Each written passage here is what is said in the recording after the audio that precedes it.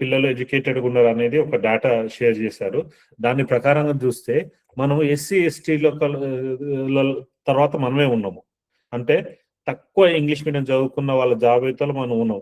మన కింద బీసీ కింద ఎవరు లంబాడోళ్ళు కూడా మన మన మన పిల్లల కన్నా ఎక్కువ మంది ఇంగ్లీష్ మీడియం చదువుకుంటున్నారు. ఎస్సీ మాల పిల్లలు చదువుకుంటారు, దూదేకులు చదువుకుంటారు, అగ్నికుల క్షత్రియులు చదువుకుంటారు, ఉప్పరులు చదువుకుంటారు, యాదవులు చదువుకుంటారు, అరే మరాఠీ చదువుకున్నారు.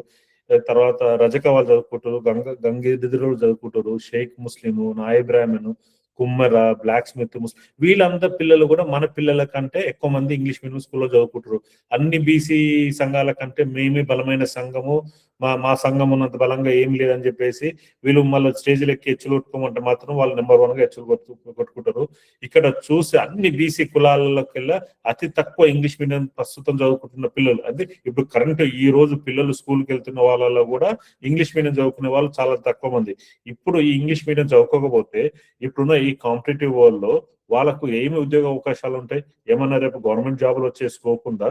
గవర్నమెంట్ జాబ్లో వచ్చే స్కోప్ లేనే లేదు. అందరూ ప్రైవేట్ సెక్టర్కి వెళ్లాల్సిందే. అంతా కూడా ఇండస్ట్రీ అంతా కూడా ఇప్పుడు ఈ కస్టమర్ సర్వీస్ రిలేషన్స్ మీద ఉంది. కమ్యూనికేషన్ స్కిల్స్ అనేది వెరీ ఇంపార్టెంట్. అట్లా మన రాబోయే తరాల పిల్లలు కూడా మనము ఎంపవర్ చేయలేకపోతున్నాం. వాళ్ళకి కావాల్సిన స్కిల్స్ ప్రొవైడ్ చేయలేకపోతున్నాం. నిన్న ఒక అతను జూమ్ మీటింగ్ వచ్చిన అతను పీజీడీసీఏ చేసిండు, ఇంటర్మీడియట్ కంప్లీట్ అయింది, వ్యవసాయం చేసుకుంటుండు. అంటే వాళ్ళకు చదువుకున్న తర్వాత కూడా వాళ్ళకి అసలుకి వాళ్ళకు గైడెన్స్ లేదు, వాళ్ళకు స్కోప్ లేదు. ఇక్కడ హాస్టల్ ఉంది ఇక్కడ కాంపిటేటివ్ ఎగ్జామ్స్ ప్రిపేర్ అవ్వచ్చు, డిగ్రీ చదువుకోవచ్చు అన్న అన్న స్ప్రో కూడా కలిగించలేకపోతున్నాం. ఈ అసలుకి పెరిక కులస్తులు 0.5% ఉన్న పెరిక కులస్తులకు సిటీ నలుమూలల 15-16 హాస్టల్స్ ఉన్నాయి. 5-6 హాస్టల్స్ కాదు, 10-15 హాస్టల్స్ ఉన్నాయి. మన ఆడపిల్లలు ఉండడానికి హాస్టల్ సౌకర్యమే లేదు. ఉన్న ఉన్న ఉన్న ప్రొవైడ్ చేసే 40 మందికి కానీ మేము 300 మంది ప్రొవైడ్ చేసి 40 మంది కూడా ఉంటలేరు అని చెప్పేసి దాన్ని వక్రీకరించి అందరికీ చెప్తున్నారు. ఇక్కడ హాస్టల్ పెడితే ఎవరు వస్తారని మాట్లాడుతున్నారు. హాస్టల్ కట్టి వీళ్ళు జస్ట్ ఓపెన్ చేసి నడిపించడానికి కూడా చాతగాక మేము నారాయణకు ఇచ్చుకుంటామని చెప్పేసి తిరుగుతున్నారు.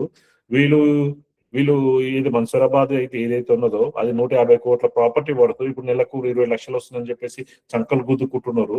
మేము ఏదో చాలా గొప్ప పని చేసినాము, ఇప్పుడు సంఘానికి 20 లక్షల ఆదాయం వస్తుందని. అరే నాయన, అక్కడ 150 కోట్ల రూపాయల నువ్వు దానిని అపనంగా ఒక ప్రైవేట్ స్కూల్కి ఇచ్చేసినావు అన్న క్వశ్చన్ కూడా మన కమ్యూనిటీ నుంచి ఎక్కువ మంది క్వశ్చన్ చేయలేకపోతున్నాము. మనం కూడా క్వశ్చన్ చేయాలి. మనకు నాలెడ్జ్ గ్యాప్ కూడా ఉంది. వాళ్ళు చెప్పింది కరెక్టే కదా అని అనుకున్న స్థితిలో మనం ఉన్నాము. సో ఈ నెక్స్ట్ హాస్టల్ ని మనం నెక్స్ట్ అకాడమిక్ ఇయర్ ఓపెన్ చేద్దాము. అన్ని డిస్ట్రిక్ట్లలో కూడా హాస్టల్స్ ఓపెన్ అవుతుందని చెప్దాము. మనం దాని మీద కార్యాచరణ చేద్దాము. ఫిజికల్ గా గ్రౌండ్ లో దిగేసి దాన్ని తాళాలు కొట్టి ఓపెన్ చేద్దాము. ఒక బహిరంగ మీటింగ్ పెట్టుకుందాము జూన్ లో. అన్ని జిల్లాల నుంచి కూడా అందరినీ పిలిపిద్దాము. ఈ నారాయణ ఓడు పారిపోలేదు. నారాయణ ఓడు వస్తాడు, మళ్ళీ వస్తాడు. కుటుంబ సంఘం వాళ్ళు మళ్ళీ బిల్డింగ్ కట్టించి వాడికి హ్యాండ్ ఓవర్ చేస్తారు. వాళ్ళు లాస్ట్ మినిట్ వరకు వాళ్ళు చేయాల్సిన ప్రయత్నం అంతా చేస్తారు. ఎందుకంటే ఆల్రెడీ వీళ్ళు కోట్ల రూపాయలు తిని ఉన్నారు.